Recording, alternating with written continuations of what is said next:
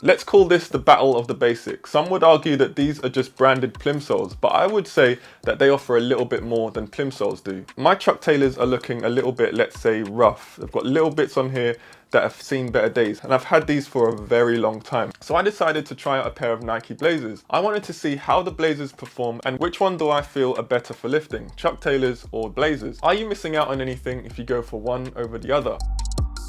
So I've had these Chuck Taylors for a very long time, as you can probably see. These are the basic canvas Chucks, and as you can see, they're very worn. A few areas of stitching coming loose here and there, and a few of the metal eyelets have actually come off. Overall, they do look like they've had better days. You could actually argue that that is the beauty of the Chuck Taylor fashion-wise. They still look cool if they have a few rough bits on them. It's not like I'm going to be wearing them anywhere that has a dress code. They're cheap and cheerful, and I didn't buy them expecting them to last a lifetime anyway. I had been considering buying a pair of Nike Blazers for some time, and they recently released these interesting looking Blazer mid 77s with a bold jumbo sized tick on them. They've also got the signature unfinished looking foam tongue and a really cool toe box stitching design that really caught my eye. They've also got this kind of stretchy cloth on the back of the upper too, and of course the upper is made of leather as opposed to the softer canvas upper on the Chucks, which is clearly showing signs of weakness. So I thought it was time to see just how the Blazers compare to the Chucks, just as a plain basic shoe that I could also use for deadlifts and squats. As these Blazers were on a special offer, I thought I'll give them a go. So I'm going to look at what these Blazers were actually like as a lifting shoe. The first thing you'll notice when you put these on for the first time is that the sole feels a lot thicker than the Chuck Taylor sole does. The rubber midsole sits higher externally, even though your foot once inside is sitting below the level of the midsole. It's like you have a short wall around your foot. This gives you a very different feeling than the Chucks do. The sole on the Chucks just doesn't feel as thick as the sole on these ones do. The padding on the sole of the Blazers is a little bit softer too, and when I lift in them, my foot feels like it's a lot more supported. That's probably the main differences you're going to notice within 10 minutes of wearing them. It was actually a good experience deadlifting in them too. Squats were the same, very comfortable without feeling like you're wearing a shoe that's overly soft. If you're considering either of these as a lifting shoe, I personally prefer going for a high top over the low top version. I also prefer having a leather upper versus a canvas upper. I feel that with them being leather, they have a little bit more rigidity that lends itself well to your foot feeling more stable and supported. I should actually mention as well, there is a leather version of the Chuck Taylor high top too, but the sole is the same. With the Chucks, your foot does feel a lot closer to the floor when you lift. In the Blazers, you still feel like you're wearing a flat shoe, which you are, but it just feels like they have an extra layer of protection on the sole where your foot connects with the floor. Now, I'm not saying that one is better than the other because I still feel that they're both really good shoes for lifting. Otherwise, I wouldn't have kept the Chuck Taylors around for as long as I have. There are just slight differences in their makeup that gives you a different experience with each one. So don't take this as a trashing of the Chuck Taylors at all. It's actually not going to be easy to throw the Chucks out because they've served me well for so long. The next question is, how do the Blazers feel for wider feet? Because I know a lot of people out there have wide feet and they want to know if these are going to be comfortable for them. Now I have to say, unfortunately, these Blazers aren't really good for wide feet, not even if you have slightly wider feet. They're a very narrow build. Some do recommend going half a size up if you have narrower feet though. That being said, the Chucks themselves aren't a good shoe for narrow feet either. Even their special wide fit range found on their website is considered too narrow for some. When it comes to the question of whether the Blazers are true to size, the Blazers are true to size. The thing is, they may feel a little bit snug at first. They will take some time to break in or wear in, both with the sole and with the upper being leather as well. So do bear that in mind. But overall, I would say that they're true to size. It's just a shame that they have such a narrow build. I really like these thick, chunky laces that you get with this model of them. They don't have any specific benefits for gym use, but all of my other shoes are more serious gym shoes or sports shoes that don't really have laces anywhere near as thick as these. I just think they look pretty cool. I will say as well, the sole isn't as flexible as the Chucks is. I mean, you could bend that with one hand.